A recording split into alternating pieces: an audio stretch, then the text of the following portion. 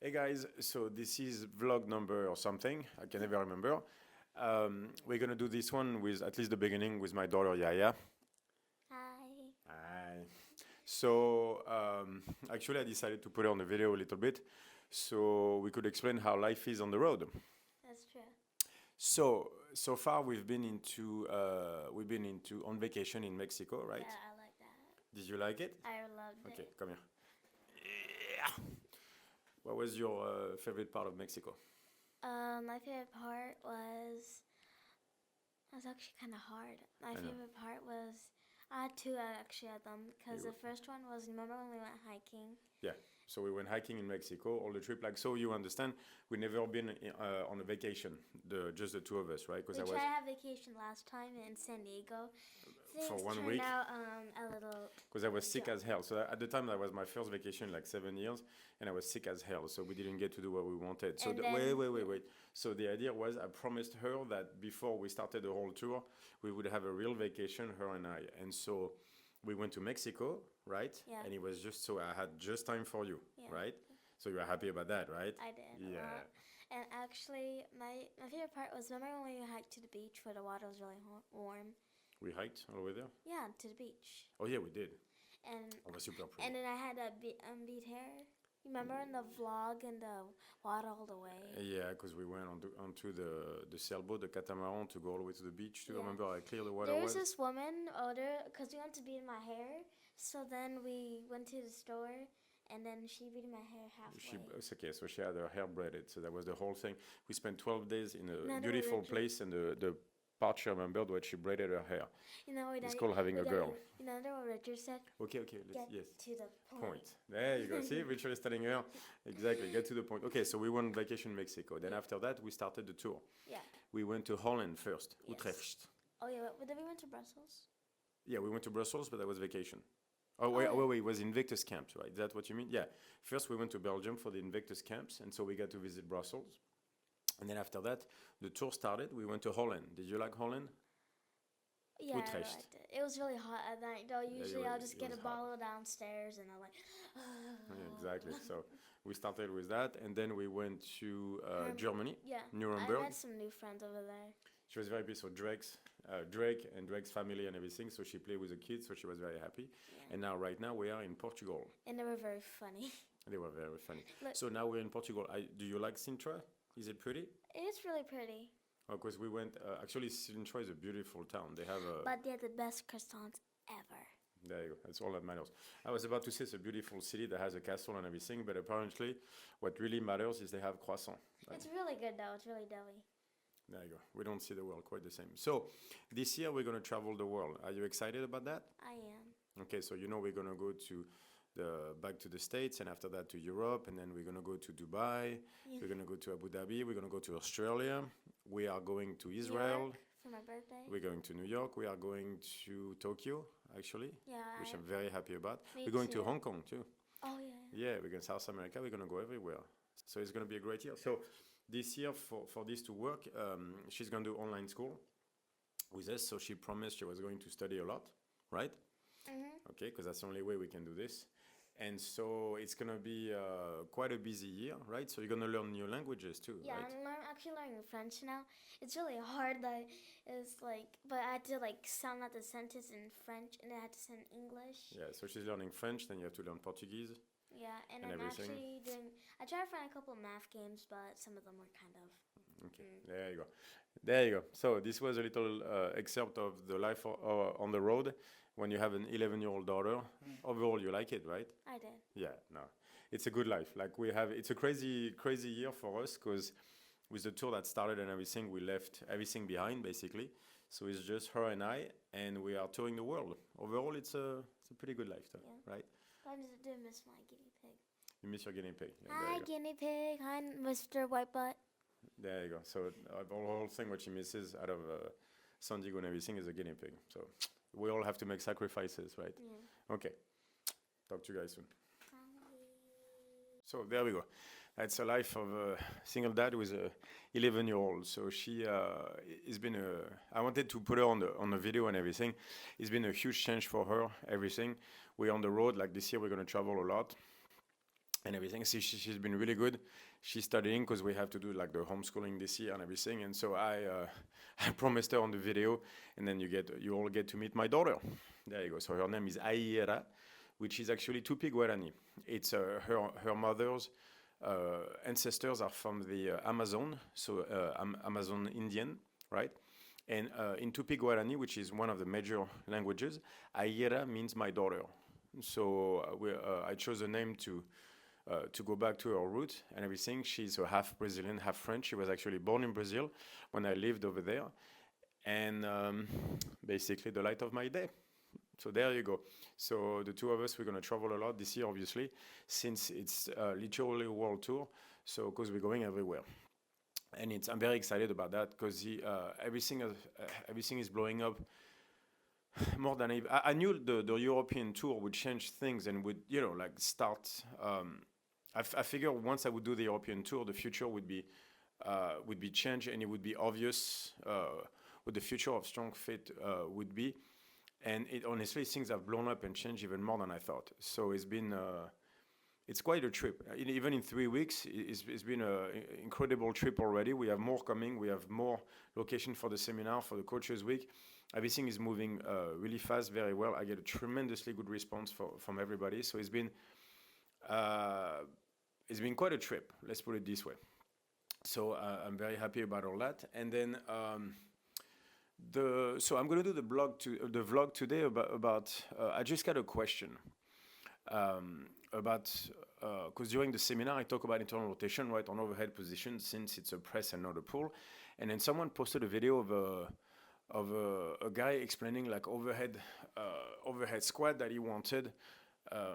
What he said what external rotation, but that wasn't exactly that. The guy was trying to make the point that he didn't want this, like basically displacement of the humerus. He wanted people to show their lats, and so he was talking about external rotation in that case. And even though actually I think we talk about the same thing, he just had a different way of saying it, because I talk about rotation as in torque, and he was not talking about rotation as in displacement. But the main thing that I got from the video is the guy was saying like, this is good, this is bad. But he didn't offer a why. Didn't explain why. It was just like, that's the way it is, and that's the way it is, and everything. And that's just not the point. That's not what I'm trying to do. Like, for example, the point I was trying to make to the person who asked the question was like, the point is that you figure it out. Like, I know what I believe in. I've explained the principles I base my decisions on. Now, take those principles and apply them.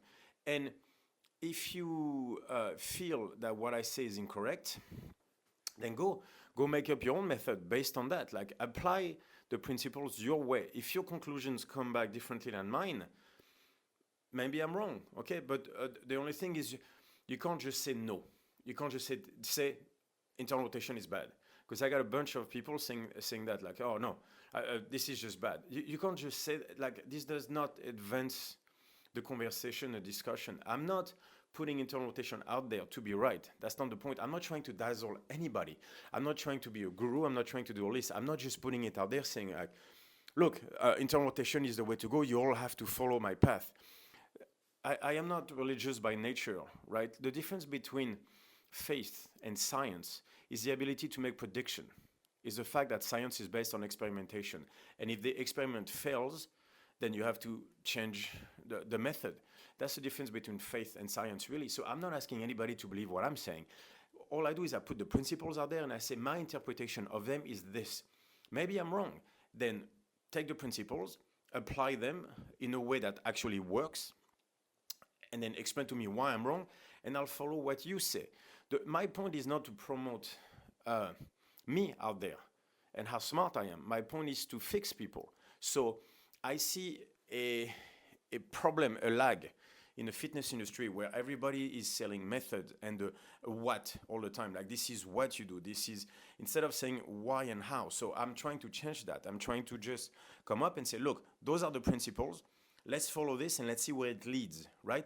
But that's the correct way to go. What I don't want is like lay out a path where the principles leads and people come and say, no, you turn right. You're going to have to give me a why. You're going to have to do two things. You're going to have to explain to me where I'm wrong in my principles when I talk about internal rotation. Second of all, you're going to have to explain to me why it works. Enfin, well, it works for me. If you say I'm wrong, then why does it work when I apply it? Okay? Where are my conclusions wrong? And why is it working the way I do it? Because if we follow science, can I make a prediction based on internal rotation? Yes, I can. A lot of the Chinese lifters, I have an entire set of arguments like this. And to go against that, you're going to have to explain to me where I'm wrong. But you just can't say, nope, this is bad, this is good. Now we're going toward faith and just believing someone and then basically worshipping idols. That's what this is. Like, oh, that guy is so smart. It's about this guy. It's about that guy. No, it's not about anybody. It's about the principles, the facts, whether it's there or not. Don't worship idols. Right? That is not the point. Don't follow a book. Just, those are the principles. They're right, because principles are facts. There's nothing. It's just after that, it's all about interpretation of them. That's how you get smarter. You look after principle, you question the method and everything. That's what Ralph Emerson, in that quote that I use all the time, was saying. There are very few principles. Just understand the principles and go make up your own methods. They may be a little bit different from mine, and I'm all cool with this. But the point for me, like, so the way I try to create my, I never like to say methods, like my system is like, to explain what I do, I'll explain chess. Like, I love to play chess.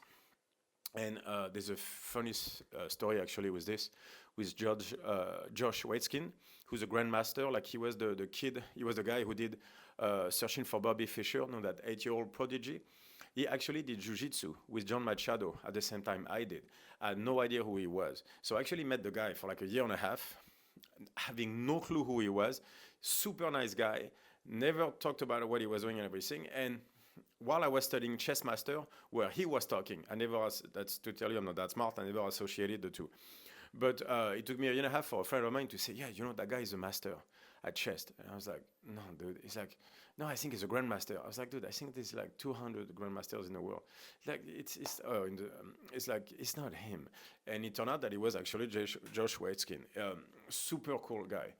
Very, very smart. And I love when he was doing that series with Chess Master. Because obviously I studied chess, I love chess, but it's the way he was talking about positioning and things like that that was so interesting to me. Because he was referring, for example, to the way he learned chess was to study the end game. And that was very fascinating to me because everything goes in three, like everything I do, same thing in chess. You got opening, middle game, end game. The way he studied chess was the end game, right? Why? Because at the end game, he could take each piece separately and understand the power and weaknesses of each by working them like the king and the rook against the king and a knight against the king, things like that, like a bishop versus a king versus a rook, a bishop versus a rook, things like that. By taking each piece separately, he was able to understand the power and weaknesses of each. And then after that, he would put them together to a middle game. And then at the end, you learn the openings, right? Because the opening is where all the pieces are there. That's where it's the most complicated.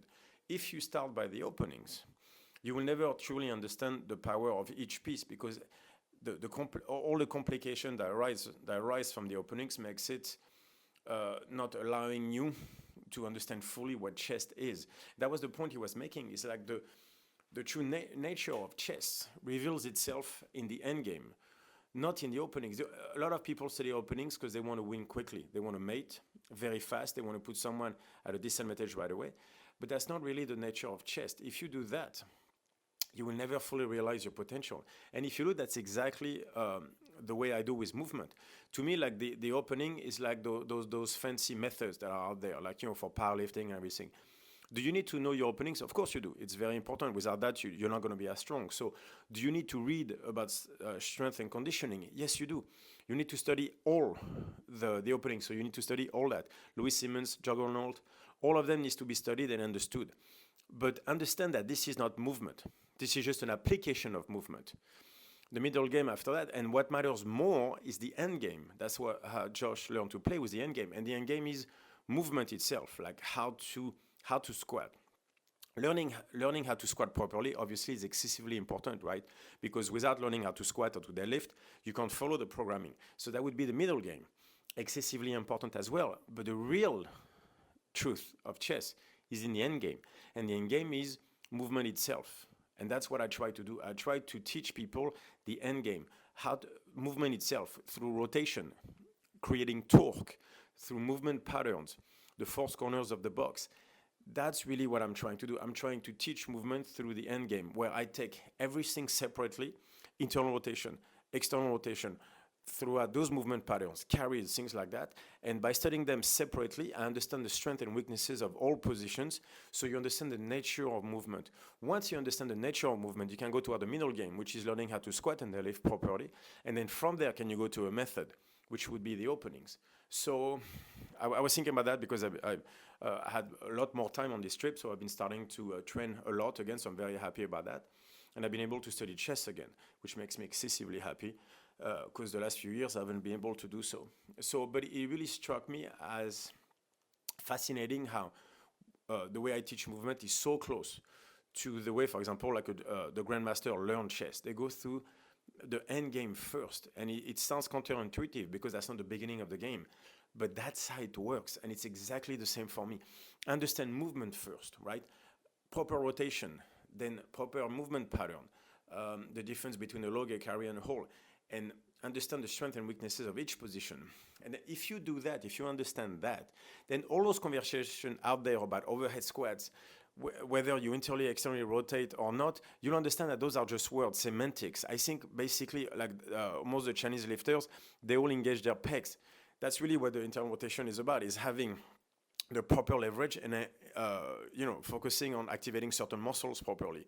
That's what the beginning of movement is. If you understand that, all the methods out there make sense because you understood what movement is. If you understand what movement is and you have good technique, then the methods out there, like from Louis Simmons and everything, you'll read it, you'll understand the principles of it right away, and you'll be like, okay, I get it, and then you can move on. And I mean, you can absorb that, integrate it for what you like, and then move on to making your own method, right?